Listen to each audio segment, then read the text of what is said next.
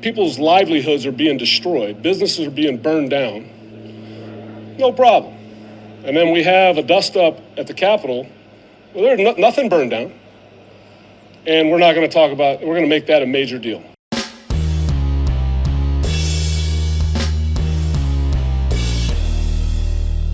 How's everybody doing? My name is Anthony Brian Logan, and today we got to talk about the controversy surrounding Washington Commanders, formerly known as Redskins, but the Washington Commanders defensive coordinator, Jack Del Rio.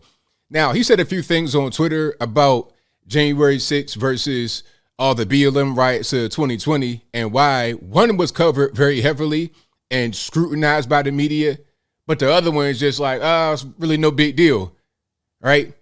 It's a logical question that anybody would ask, but apparently you can't ask that question. Apparently it's okay to destroy things in the name of Black Lives Matter, but if there's any kind of problems as it relates to Trump or the election or anything like that, then we got to treat it like it's, Hiroshima, Nagasaki. I'm talking about nuclear warheads being dropped on American citizens' heads. We got to treat it like that.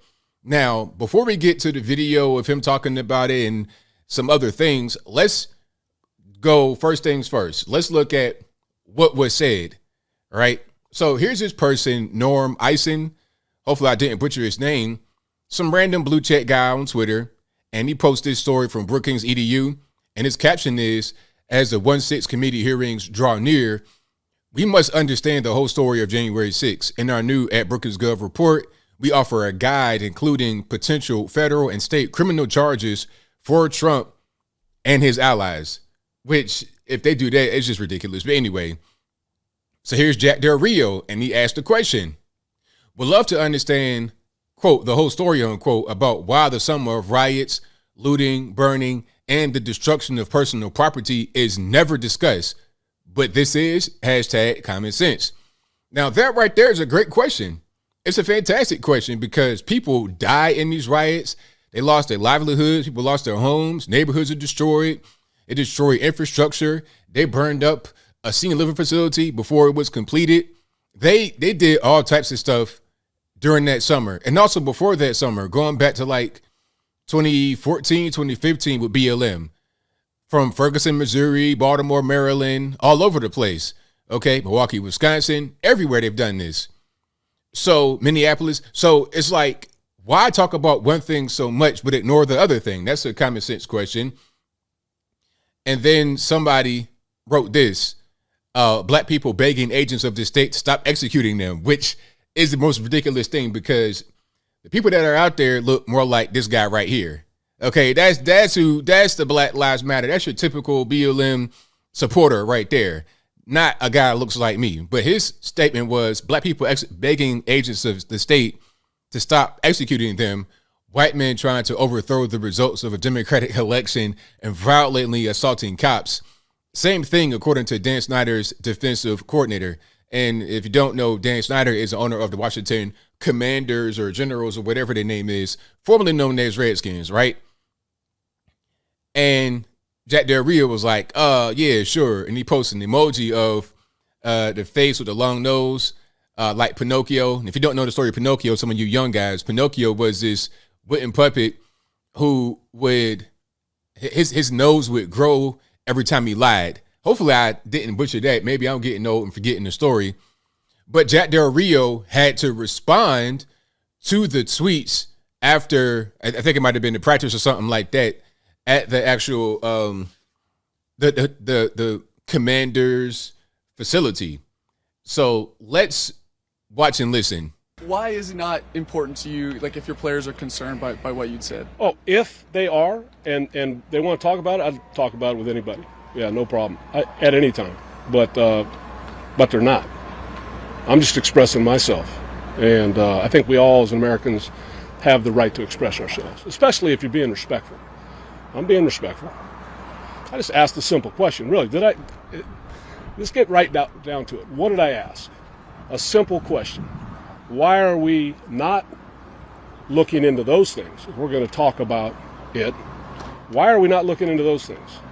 Because it's kind of hard for me to say I can realistically look at it.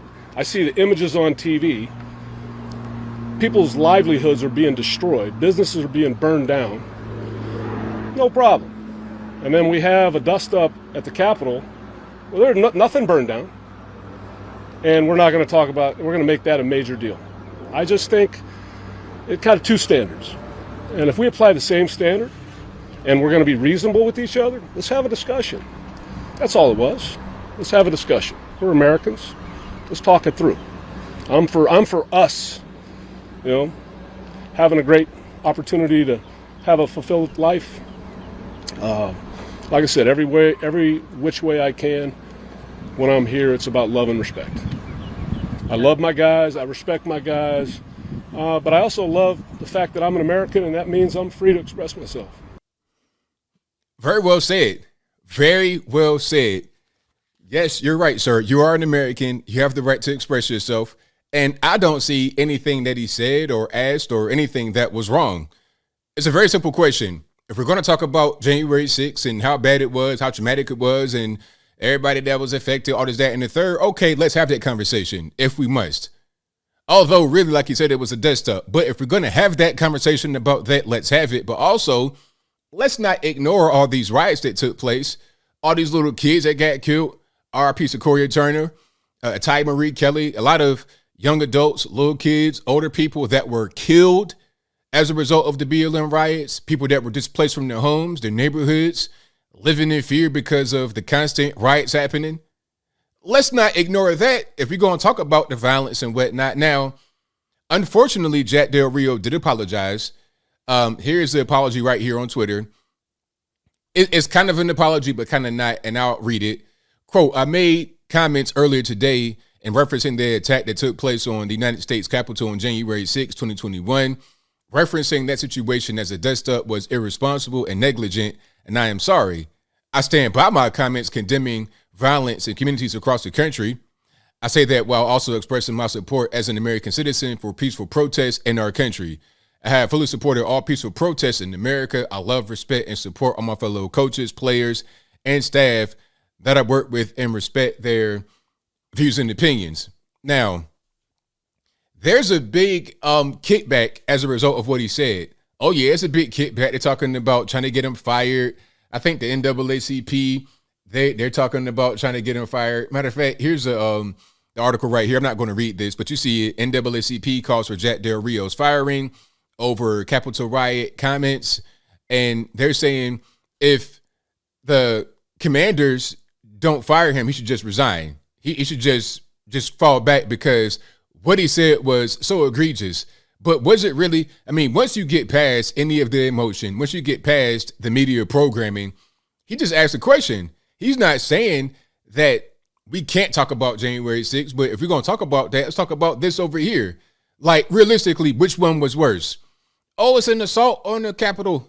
There was all types of assaults on the Capitol before January 6th, right around the same time from BLM. Do you guys remember the Black House Autonomous Zone? I was in D.C. before January 6th. I was there with Blexit. I think it might have been November 2020. And I saw all types of just damage and debris and boarded up stuff in D.C., right next to the White House, 16th Street, all of that, Pennsylvania Avenue. It was all types of stuff going on right there. Remember they tried to burn up the church right next to it, and then, you had Trump famously come out with the Bible and all that and do the photo op. People were mad about Trump going out there with the Bible doing the quote-unquote photo op more than they were mad at people that burned up the church. So you got churches being burned up. You got all types of stuff happening right there. People being assaulted, Antifa, Black Lives Matter, trying to occupy a space right next to a White House. That's totally ignored. But then once you have quote-unquote Trump supporters engaging in the dust up at the Capitol, all of a sudden it's the worst thing that ever happened to humanity. It's clear that there's a media bias as far as the coverage. There's a political bias as far as the outrage. And I think, quite frankly, most Americans are getting sick of it, and we just want to get some answers.